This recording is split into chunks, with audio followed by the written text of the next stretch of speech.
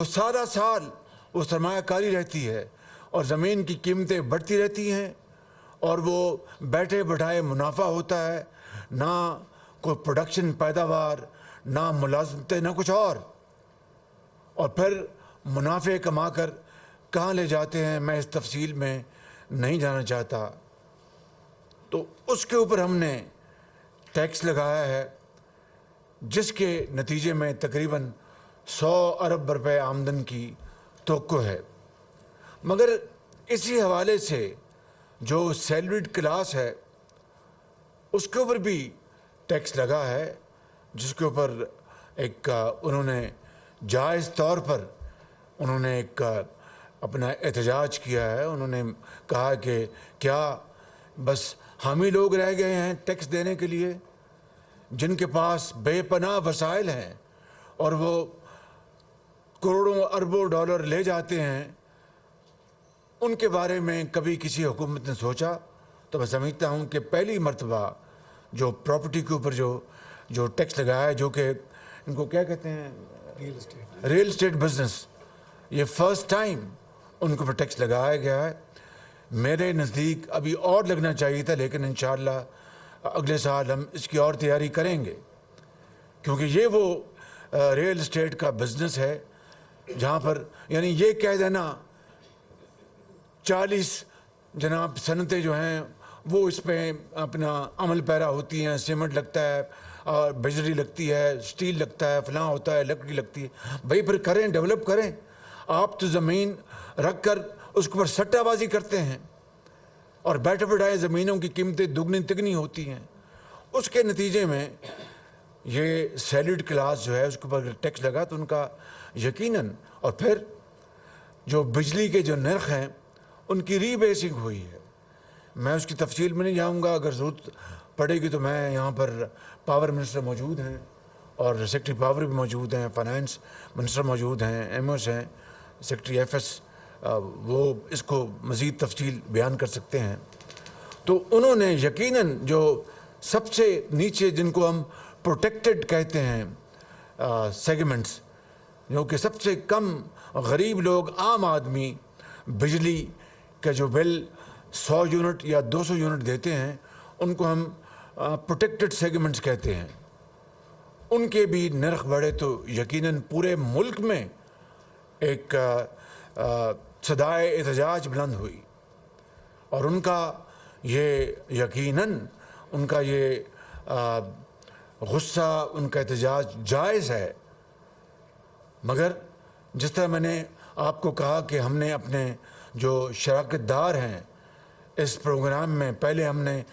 معاش کو استحکام دلانا ہے، پھر ہم نے معاشی ترقی اور خوشحالی کی طرف آگے بڑھنا ہے، تو ان کے ساتھ بھی ہمارے ایک ہم نے چیزیں طے کی تھیں، اور ہم ان میں نہیں کہ ہم بات کر کے بدل جائیں اور پھر اپنی سیاست کریں۔ چنانچہ اپنے پاکستان کے ان کروڑوں صارفین، یہ ایک نہیں ہے، حنیف عباسی صاحب ذرا توجہ دیں، یہ ایک نہیں ہے، یہ 2.5 کروڑ صارفین ہیں، 2.5 کروڑ صارفین۔ اور لغاری صاحب یہ کتنی پرسنٹ بنتی ہے ہاؤس ہولڈس کی؟ نہیں زیادہ ہے، 58؟ دیٹس رائٹ، ڈومیسٹک کی بات کر رہے ہیں، یعنی میں جو گھریلو میں صارفین کی بات کر رہا ہوں۔ گھریلو صارفین جو ہیں وہ 94% اس سے فیض یاب ہوں گے، جو آج میں اعلان کرنے والا ہوں، 94%۔ مگر بات صاف کرنی چاہیے، غلط بات نہیں کرنی چاہیے قوم سے، نہ ہم نے پہلے کبھی کی، نہ انشاءاللہ کبھی کریں گے۔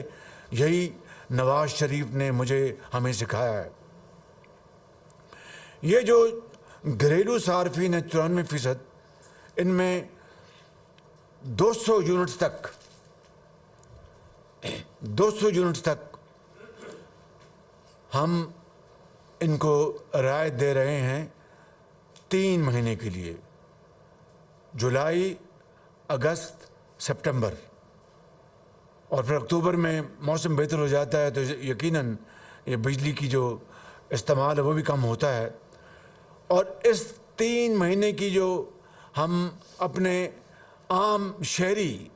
عام صارف جو ہے، یہ جس طرح میں نے کہا کہ یہ 2.5 کروڑ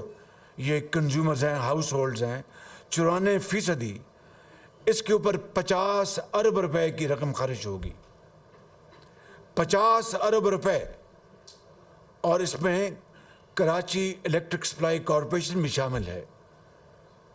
تو یہ ہم نے 50 ارب روپے اپنے ڈیولپمنٹ فنڈ سے نکالا ہے، ماضی کی طرح وعدہ کر کے کسی کو دھوکہ نہیں دیا، عوام کا بھی خیال رکھا، غریب عوام کا، عام آدمی کا، اور جن کے ساتھ ہم نے یہ معاہدہ کر کے آگے چلنا ہے ان کو بھی پوری طرح آن بورڈ رکھا، ان کے ساتھ کوئی وعدہ خلافی نہیں کہی، ان کو بتایا کہ ہم یہ کرنے جا رہے ہیں، اور فنڈز کا بھی بجٹ سے نکال کے اس کا انتظام کیا ہے۔ یہ نہیں کہ سیاست چمکانے کے لیے ریاست کو برباد کرنے کا جو وہ نسخہ تھا 2021 اور 22 کا، کہ جناب تیل دنیا میں آسمان سے باتیں کر رہا ہے اور قیمتیں کم کر دیں، اور خزانے میں اس کا نہ کوئی بجٹ نہ کوئی دھیلا رکھا گیا، اور اس طرح ریاست کو تباہ کیا گیا۔ اور اللہ کے فضل سے آ کے ہمیں اللہ تعالیٰ نے توفیق دی کہ ریاست کو ہم نے ڈیفالٹ ہونے سے بچایا، اور سیاست کو ہم نے تباہ کیا، ہمیں اس سے کوئی اس کا دکھ نہیں ہے۔ تو آج ہم نے یہ 50 ارب روپے ہم نے مختص کیے ہیں، اور 94% جو ہاؤس ہولڈز ہیں یا گھریلو صارفین ہیں ان کو اس کا فائدہ پہنچے گا، 4 روپے سے لے کے 7 روپے فی یونٹ، 4 روپے سے لے کے 7 روپے فی یونٹ۔ اور اس سے انشاءاللہ میں سمجھتا ہوں کہ جو جائز ایک مطالبہ ہے عام آدمی کا وہ انشاءاللہ پورا ہوگا۔ اب سوال یہ پیدا ہوتا ہے کہ اس کے بعد کیا ہوگا؟ یقیناً موسم بدلے گا، شدید گرمی کی جو اس کا تپش ہے، دیکھیے بجٹ جو ہماری ایک ضرورت تھی ملک کی کہ ہمیں IMF کے ساتھ پروگرام کرنا تھا، اگر اس کے بغیر کر سکتے تو میں آخری شخص ہوتا کہ ہم کہتا کہ IMF کے ساتھ ہمیں یہ کرنا ہے، وہ ہماری ایک مجبوری ہے۔ اور مجھے پورا یقین ہے کہ انشاءاللہ اگر ہم نے ایمانداری سے اور خلوص دل سے اور قربانی اور احسار سے ہم نے محنت کی شبانہ روز، اور جو اشرافیہ ہے جس نے پاکستان سے بے پناہ فائدے حاصل کیے ہیں، وہ پاکستان کو اب یہ واپس فائدہ لوٹائے، پاکستان کے 25 کروڑ عوام کو، صاحب حیثیت جو ہیں اشرافیہ جو دولت سے مالا مال ہیں، آج ان کا وقت آ گیا کہ وہ قربانی اور احسار کا مظاہرہ کریں، اور ساتھ صنعت و حرفت اور زراعت کو چلانے کے لیے حکومت پاکستان صوبوں کے ساتھ مل کر دن رات محنت کرے گی۔ بچت ہم کریں گے، ڈاؤن سائزنگ کا پروگرام شروع ہو چکا ہے، اور میں خود نگرانی کر رہا ہوں ان تمام اہم شعبوں کی۔ FBR federal board of revenue کی 100% ڈیجیٹائزیشن ہو رہی ہے۔